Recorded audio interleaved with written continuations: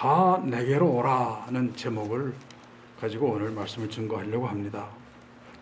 예수님은 오늘 아침에도 여전히 우리들을 다정하게 부르고 계십니다. 예수님께서 우리를 초대하시는 이유가 무엇일까? 또 초대받는 우리들은 어떤 존재들인가? 함께 생각해 보려고 합니다. 예수님이 초대하시는 우리들은 누구인가 하는 겁니다. 어떤 이는 조상적부터 예수 믿는 사람이고, 어떤 이는 모태로부터 믿어온 사람도 있고, 어떤 이는 수십 년 혹은 수년간 예수님 잘 믿어온 사람들입니다. 이렇게 예수님 잘 믿는 사람들을 예수님이 여전히 부르고 계신다는 사실.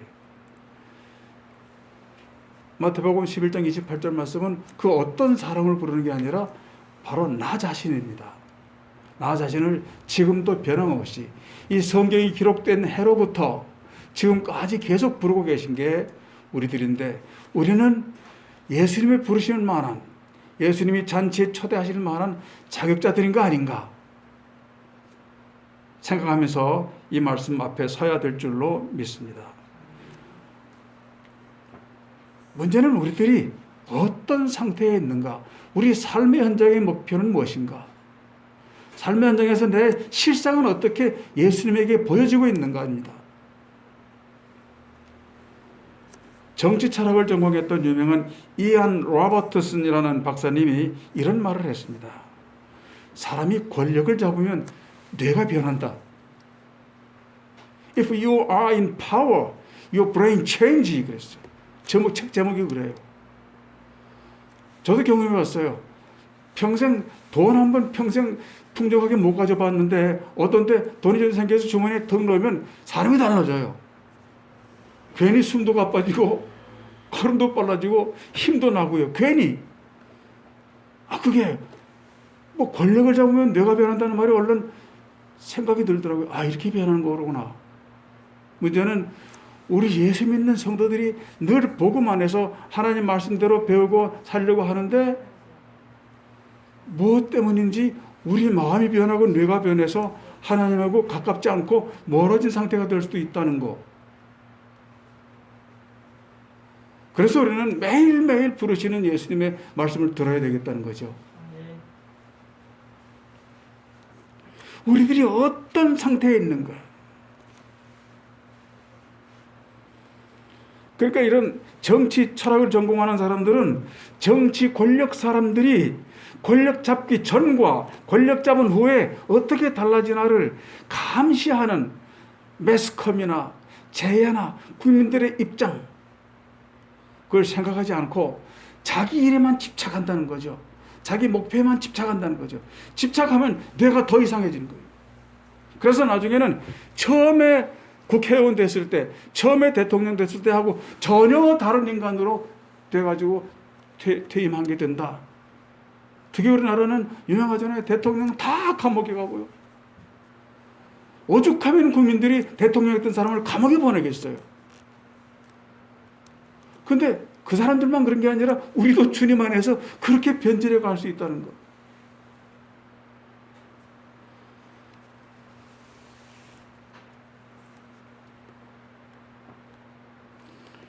성령님은 24시간 동안 우리하고 계십니다.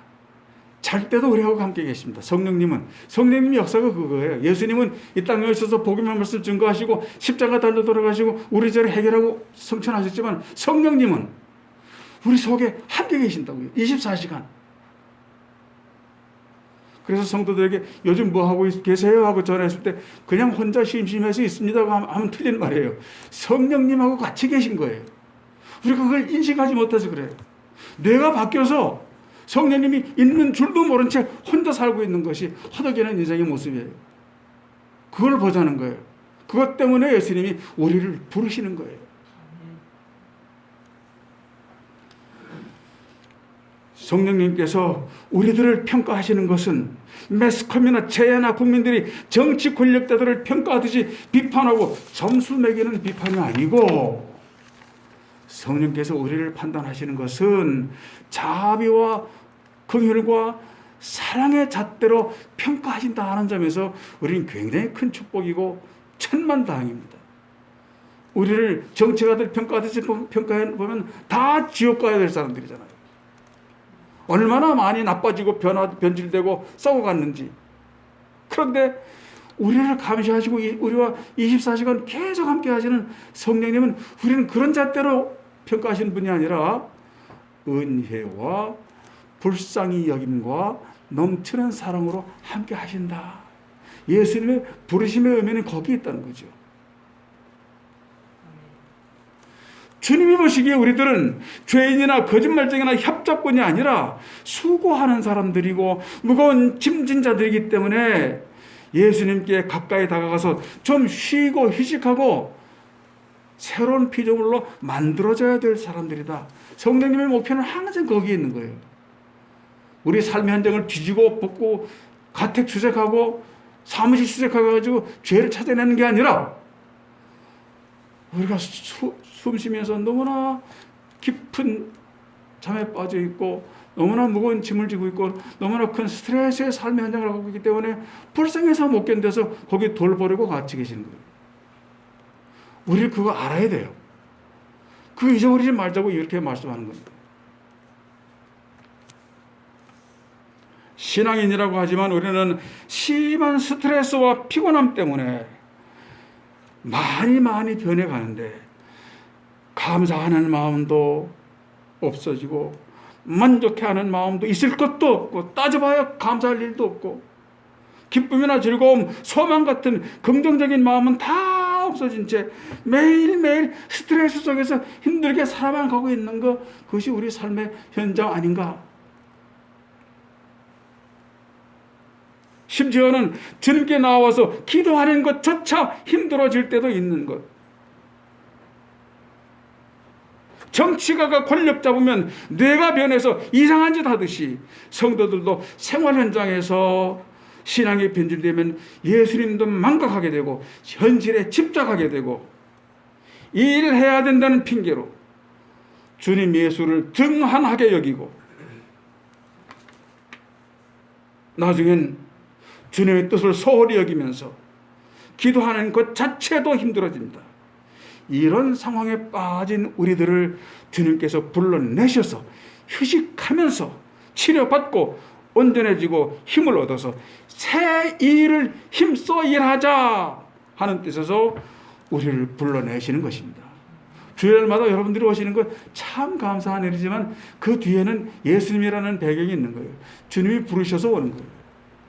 목적 성취하시려고 다양한 모습으로 오겠죠. 아침에 부부싸움 하다가 기분 나빠서 오는 분도 있을 것이고 아이고 교회 가는 게 왜 이렇게 힘들어 점점 힘들어져 하는 사람도 있을 것이고 하지만 똑같이 오게 되는 것은 하나님의 은혜 때문입니다. 주님이 부르셨기 때문입니다.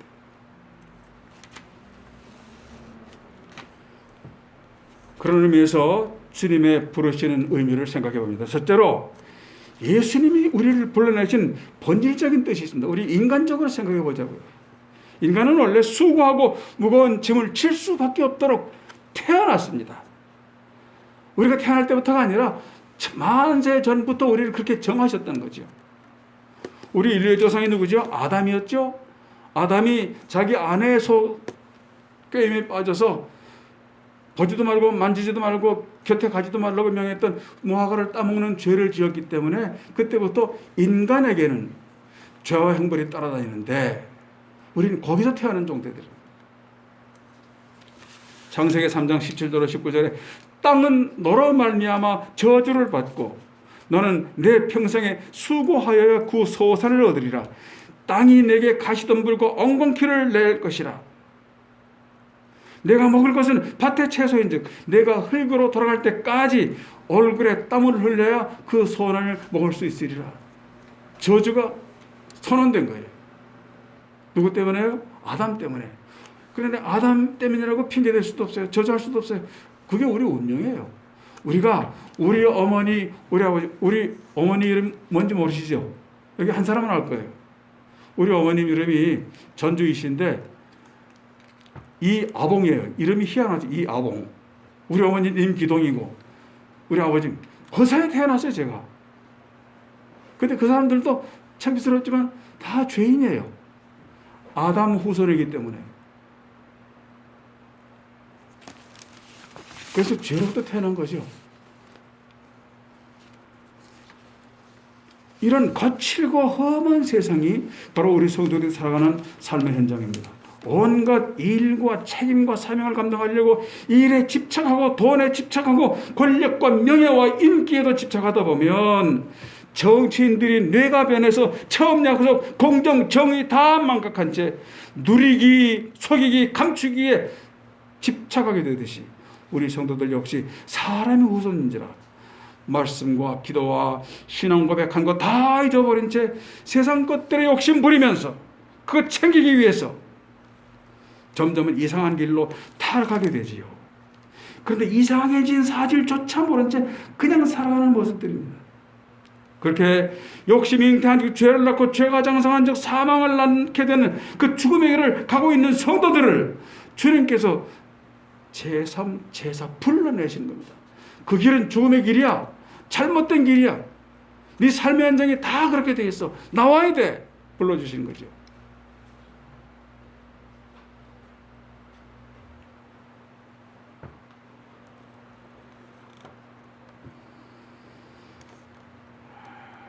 자칫하면 신앙 양심이나 성도됨의 품이나 사명이나 자존감마저도 포기하는 삶의 현장입니다. 그만큼 위험한 게 삶의 현장입니다. 우리 자신은 그걸 인식 못하고 모르고 지낼 수 있으나 우리 안에 계신 성령님은 그걸 잘 파악하고 계십니다. 그래서 불러내신 겁니다. 수고하고 무거운 짐진 자들아, 사망의 음침한 길을 걸어가고 있는 너희들아, 좀 나와라. 내 음성 들어라. 이 뜻입니다. 그냥 말씀으로만 부를 때도 있고요. 제 삶의 경험입니다만 때로는 질병이라는 수단을 통해서 불러주시기도 하고요. 사고라는 수단을 통해서 불러주시기도 하고요. 그게 하나님의 부르심입니다. 나와의 깊은 생명의 관계마저도 소홀히 하는 불쌍한 내 양들아, 이렇게 탄식하면서 부르십니다. 이렇게 부르시는 주님의 심령은요, 집 나가서 세상 일에 혼이 다 빠져버린 탕자를 기다리고 탕자를 부르는 아들을 부르는 아버지 심령과 마찬가지입니다. 여러분들 삶이 어떻든 간에 부르시는 성령님의 소리를 꼭 들으시기를 축원합니다. 거기 삶의 길이 있기 때문입니다. 성령님이 우리 교회 교인 전체를 부르실 수도 있지만 성령님은 항상 한 사람 나를 개인적으로 특별히 부르신다는 사실을 기억하시기 바랍니다. 우리와의 관계가 아니라 나와 성령님의 관계입니다. 성령님의 세미한 음성, 그건 나만이 듣습니다. 옆에 사람은 못 듣습니다. 듣는 사람은 듣고 들을 수 없는 사람들은 죽을 때까지 못 듣습니다. 그러니까 귀를 기울여야 되는 거죠. 주의 음성을 내가 들으니 사랑하는 말일세 믿는 마음으로 주께 가오니 나를 영접하소서.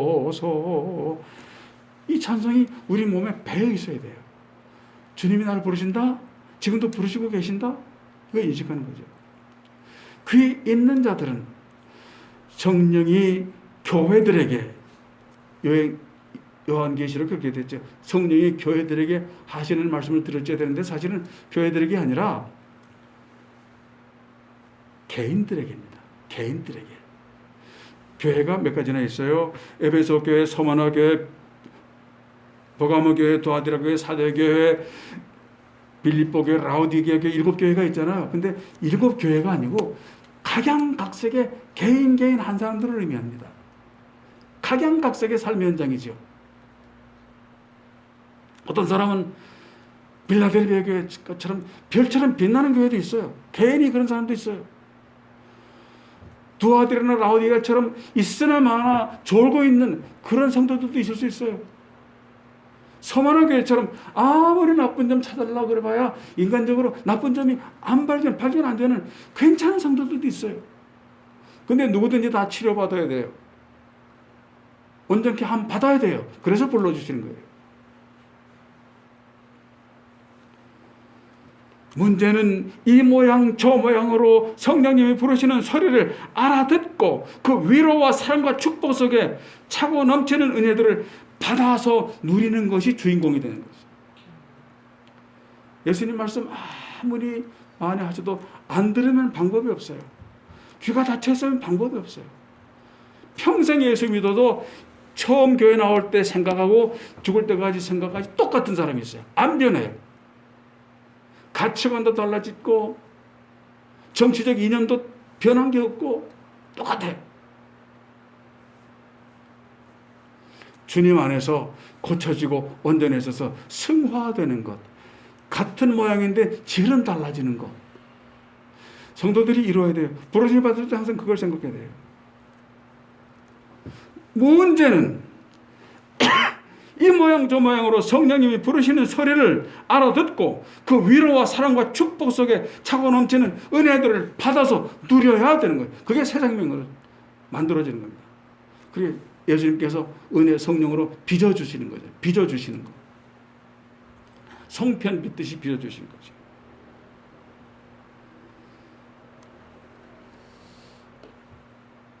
은혜가 소멸되고 삶에 집착해서 영혼이 어두워진 상태에서는 성령님이 나를 부르시는 소리가 안 들리기 쉽습니다. 귀에 성령님이 아무리 큰 소리를 불러도 안 들리기 쉽다. 그런데 빠져 있으면 이라는 지적이 참 많습니다. 비록 수고하고 부지런히 땀을 흘려야 살 수 있다는 것이 정해진 생존의 방식이긴 하지만 수고하고 땀을 흘리면서도 나를 불러주시는 성령님의 음성을 들을 수 있도록 항상 영의 귀를 열어놓고 사는 것이 중요합니다. 영의 귀를 열어놓고 사는 생활은 어떤 것이겠습니까?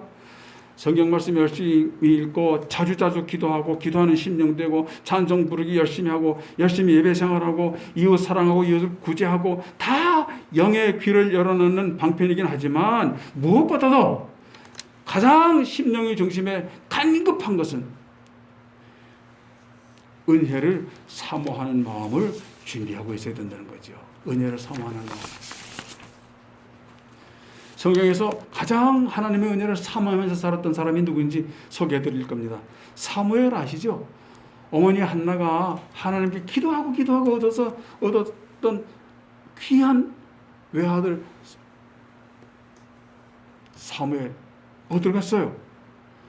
어머니가 성전에 일하시는 엘리 제사장에 맡겨버렸잖아요. 얘는 성전에서 커야 돼요 라고 맡겨버렸어요. 태어나자마자 성전에 보내져가지고 젖되자마자 성전에 보내져가지고 엘리 제사장, 늙은 엘리 제사장에 맡겼어요. 그 성전 생활이 은혜를 사모하는 생활의 모범이에요.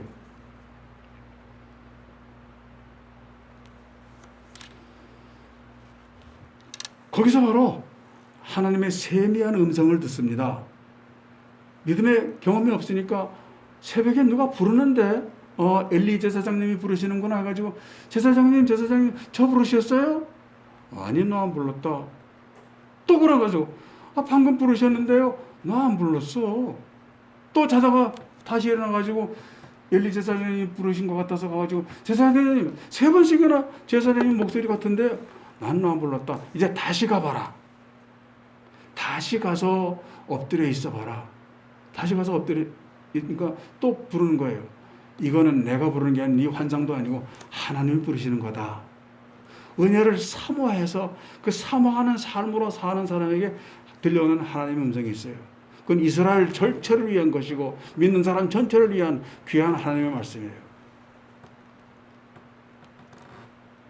하나님의 은혜를 사모한다는 것은 바로 가장 기초적으로 하나님께서 계시기로 약속한 성전을 하나님의 집 삼고 성전 삼고잖아요.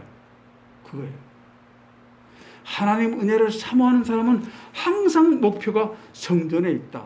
건물에 있다. 우리 교회 주차하는 교회에 있다. 그런 뜻이 아니라 예배하는 처소예요. 주님과 만나기로 약속한 처소. 어디서 무엇을 하든지 그걸 잊어버리면 안 돼요. 미국으로 이민 가면 이민 생활이 힘들고 바쁘고 그래서 뭉쳐 살지만 항상 고향 생각, 한국 생각이 나요. 김치 냄새 생각나고 된장찌개 생각나고. 그렇듯이 믿는 성도들은 어디서 무슨 일을 하든지 항상 본향, 아버지 집을 생각하는 것. 그것이 하나님 은혜를 사모하는 구체적인 방법이에요. 여기 뭐 교회 뭐 형편없으니까 이따가 아이고 딴 교회 갈 수도 있어요. 집이 멀어서 안 나올 수도 있어요. 그건 상관없어요. 기도하는 처소, 아버지가 만나기로 약속한 처소, 말씀이 있고 성도들이 있고 복음이 있는 그곳을 내 영혼의 본향으로 생각하고 사모하는 그것이 은혜를 사모하는 하나님의 말씀에 귀를 여는 그런 기본적인 태도라는 거예요. 사무엘을 통해서 우리가 알게 됩니다.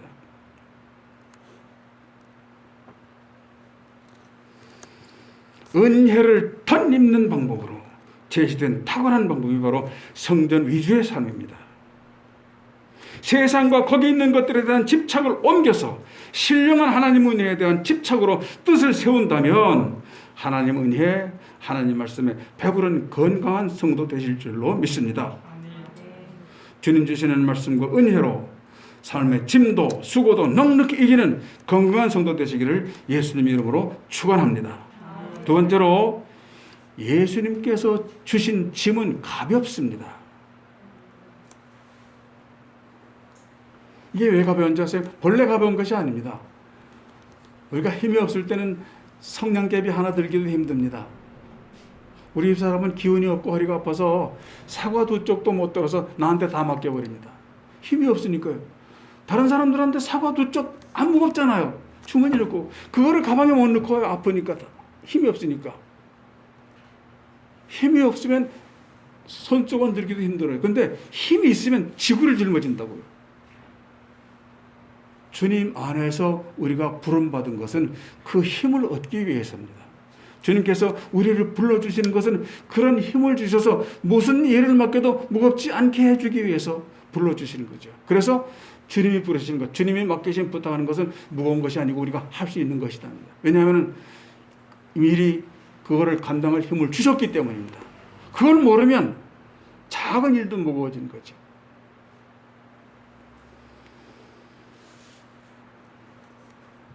예수님이 주시는 지금 가볍다는 말은 두 번째로 율법주의로부터 우리를 해방시켜 주신 겁니다. 뭐 착한 일, 좋은 일, 전도 많이 해야 복받고 구원받고 그게 아니라는 거를 말해 주는 것이 바로 부르심입니다. 율법주의로부터 해방시켜 주는 것. 아무것도 안 해도 돼요. 우리가 구원받기 위해서 한 게 뭐 있죠? 아무것도 없잖아요.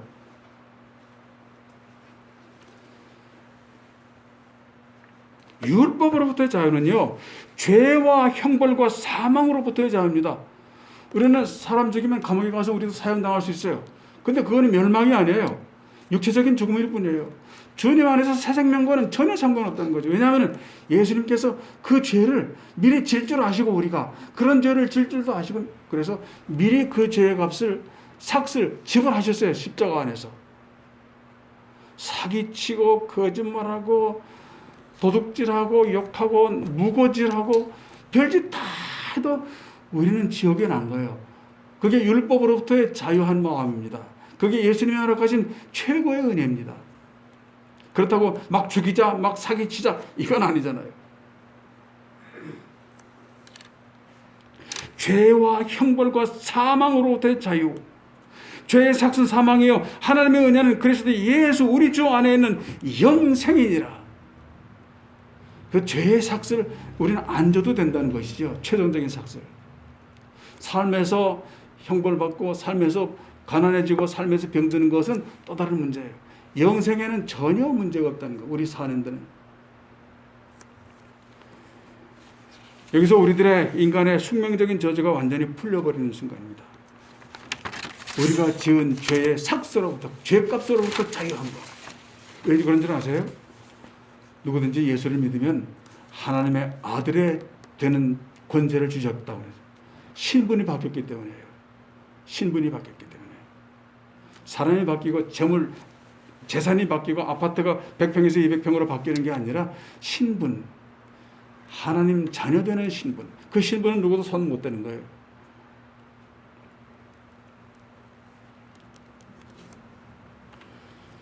우리는 아담의 자손일 뿐만 아니라 살인자, 최초의 살인자의 자손이죠. 살인자는 누구죠? 자기 동생을 죽인 사람. 가인의 후손입니다. 최초의 형제살인자인 가인의 후손이기 때문에 당해야 하는 전쟁인데, 그 형벌과 수고와 땀과 저주와 사망이라는 율법적인 형벌들, 그 인류의 형벌을 벗겨주기 위해서 예수님께서 몸소 십자가에서 달려 돌아가심으로써 누구든지 주를 믿는 사람에게 영생을 주시려고 그 고통과 수치의 십자가를 감당해 내셨습니다. 하나님이 누군가 대신해서가 아니라 하나님이 직접 그 짐을 감당하신 거죠. 그래서 우리를 부르심이 거기서 완성된 것을 믿으시기 바랍니다. 이 은혜를 받아들이는 그 순간이 우리가 구원에 들어가는 순간입니다. 구원의 놀라운 역사가 믿고 받아들이는 성도의 삶의 현장에서 일어날 것을 꼭 믿으시기 바랍니다. 우리는 이 은혜를 덧입기 위해서 아무것도 한 것이 없고 앞으로 할 것도 없습니다. 구원이 완성됐기 때문입니다. 그래서 예수님이 우리에게 짊어주신 짐의 무게는, 지워주신 짐의 무게는 가볍다고 말씀하시는 겁니다. 마지막 세 번째입니다. 우리를 대신해서 형벌 받으시고 죽으신 예수님은 성격이 온유하고 겸손하십니다. 이 말씀에는 두 가지 뜻이 있습니다. 우리 주님의 성품입니다. 그는 조롱을 받아도 침뱉음을 당해도 따귀를 맞아도 소리 지르지 않고 정하지 않으셨다. 말씀이 없으셨다고 이사야서에 말씀하셨죠. 그 예수님 성품을 그대로 말씀하신 것이고, 두 번째는 우리도 예수님처럼 성품이 그렇게 바뀌어야 된다. 불러주시는 주 목적이 말씀하셔서 가르치고 해가지고 우리의 거칠고 부도덕한 성품들이 온유하고 겸손해지도록 바꿔주시기 위해서입니다. 이게 쉽지가 않죠. 성격이 온유하고 겸손하다는 것은 남 탓하지 않으십니다. 자신이 무슨 것을 감당하십니다. 그것이 십자가였습니다. 온유하고 겸손한 성품의 주인은 종들을 함부로 대하지 않습니다. 구원해 주셨다고 구원 얻은 우리에게 갑질하지 않으십니다. 이것은 예수님 성품을 확증하시는 선언이기도 하지만, 또 다른 방향에서 예수님 따르는 백성 중에 그 누구도 갑질할 자격이 없다. 잘난 척할 수 없다. 아랫사람 누를 권리가 없다. 온유하고 겸손해야 된다. 이거 아니면 안 된다는 거죠. 예수님 따르는 사람이면 예수님 닮아야 되죠. 갑질하지 말아요. 남편한테 갑질하는 아내 되지 말아라. 아내한테 갑질하는 남편 되지 말아라. 서로 갑질 안 당하려고, 내가 갚으려고 싸우는 게 부부싸움이잖아요. 그러지 말아요. 너 잘났어, 당신 잘났어가 아니라 정말 당신은 잘났습니다로 해요. 그게 겸손하신 예수님 닮은 거예요.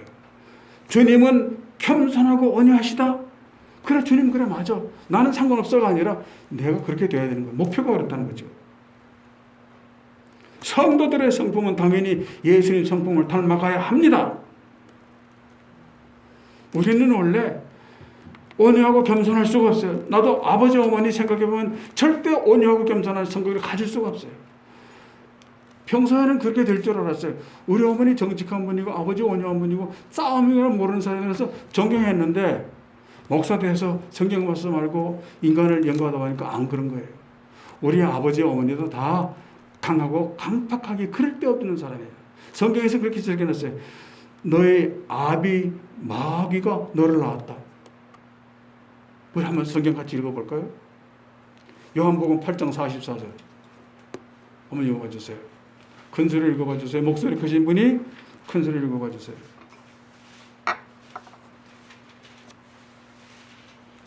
요한복음 8장 44절.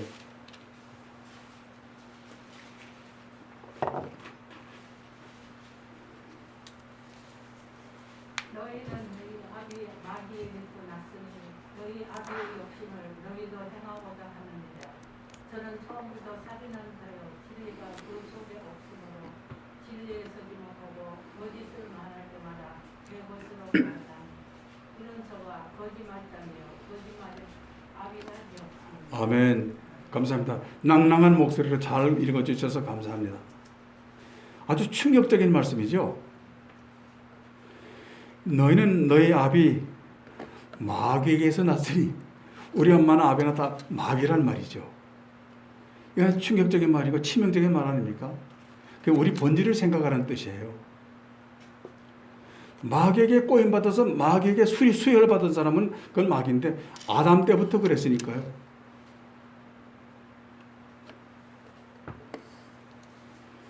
인류의 조상을 비롯해서 나의 조상, 나의 아버지, 나 그리고 내 자손까지도 그 속엔 육적인 본질은 마귀다. 그래서 우리는 선하지 못하고, 그래서 우리는 온유하지 못하고, 긍휼히 여기지 못하고, 남을 불쌍히 여기지 못하고, 강팍하여 갑질하나 이런 옛사람을 죽이고 새 사람, 새로운 피조물로 변화해서 그리스도의 증인으로 살아가야 된다. 이것을 맡기기 위해서 우리를 불러내셔서 치료하고 계신 거죠.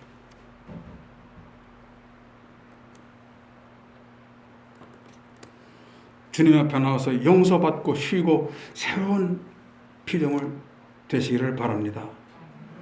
우리 한국에 있는 서울 상도동에 있는 주찬양교회에 예수님 닮은 온유하고 겸손한 사람들이 하나 가득 채워지는 날을 함께 기도하고 소원하시길 축원합니다. 기도합니다. 하나님 아버지, 24시간 함께 계시면서 저희들을 불러주시는데 저는 세상 일에 분주하고 고민하고 스트레스 받으면서 부르시는 음성을 듣지 못합니다. 이 시간 주님께서 부르시고 계심을 다시 상기시켜 주심을 감사합니다. 사무엘처럼 성전에 거하다가 마음이 성전에 있다가 은혜를 사모하는 마음으로 하나님 세미한 음성도 들을 수 있는 영의 귀를 갖도록 치료하시고 온전케 해 주시옵소서. 예수 그리스도의 이름으로 감사하며 기도하옵나이다. 아멘.